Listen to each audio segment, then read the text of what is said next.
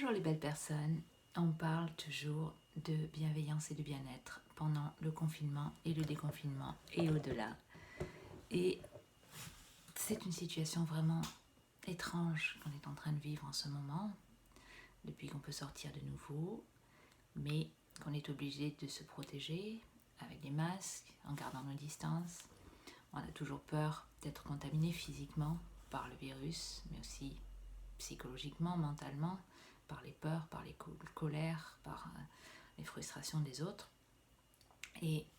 donc on essaye de préserver son espace et de ne pas envahir celui des autres. Et c'est une belle métaphore, je trouve, et c'est une leçon qu'on peut tirer de toute cette expérience, parce que même en temps normal, on devrait garder un petit peu plus de distance, même si c'est agréable d'avoir des contacts physiques, amicaux, etc. Mais respecter les idées des autres, leur espace, leurs rêves et protéger les nôtres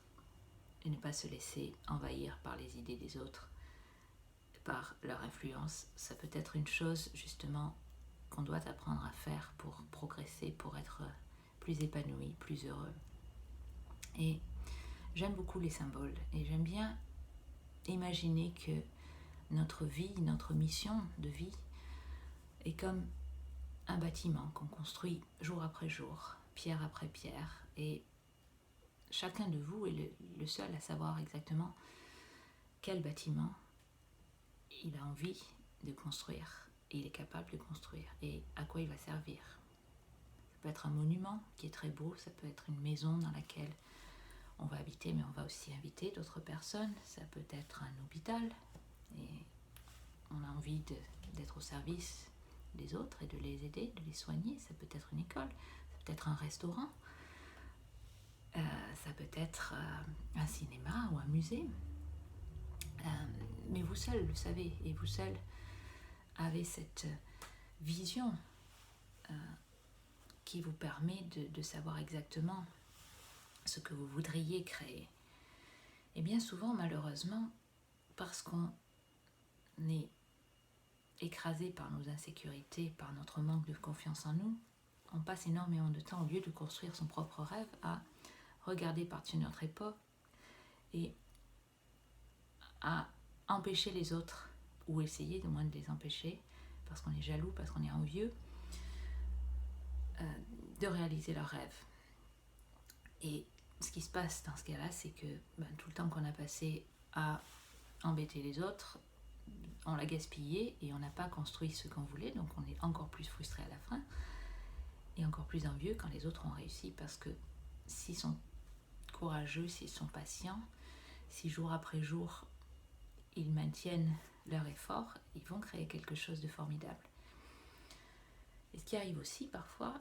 c'est que parce qu'on ne croit pas en soi-même, on peut vouloir se réaliser à travers quelqu'un d'autre et essayer de lui transmettre nos idées, mais ça ne marche pas non plus, parce que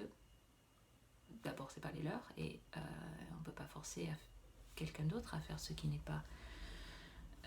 ce qui ne lui plaît pas, ce qui ne lui parle pas. Et puis même si on s'explique très bien, et même si les autres font des efforts pour nous faire plaisir, jamais ça ne va être exactement ce qu'on avait envisagé, parce que nous-mêmes sommes les seuls à pouvoir faire ce qui nous correspond, ce qui nous parle, ce qui nécessite nos propres talents, finalement, parce qu'on n'est pas toujours très convaincu d'avoir des talents et des qualités qui sont uniques, mais c'est bien le cas, et personne d'autre ne peut faire ce qui vous correspond aussi bien que vous. Donc on est vraiment, en ce moment, je pense, avec ce supplément de temps qu'on a pour réfléchir, pour s'interroger, pour se réinventer. Parfois c'est une obligation parce qu'on ne peut plus faire les choses qu'on faisait jusque-là. Je crois que c'est une bonne occasion de se demander si on est en train de travailler à ses propres rêves, si on est en train de se forcer à faire ce que d'autres attendent de nous, alors que le cœur n'y est pas, si on n'a pas justement une chance de créer quelque chose de différent, ou bien on peut avoir réalisé un rêve et puis en avoir un nouveau. Ça peut,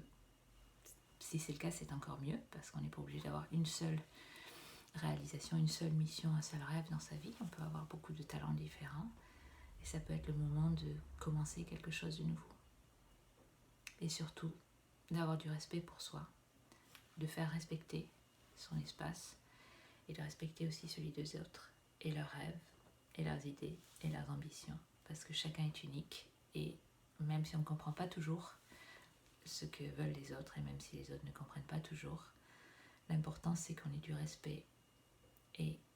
qu'on s'accepte soi-même et qu'on accepte les autres et leurs différences et nos différences. C'est ça qui fait qu'on est magnifique et qu'on se complète et qu'on est une communauté et pas juste des personnes isolées dans leur petit espace avec leur petit masque et qui ne vont jamais apprendre à communiquer. C'est tout pour aujourd'hui. Restez en ligne et faites bien attention à vous.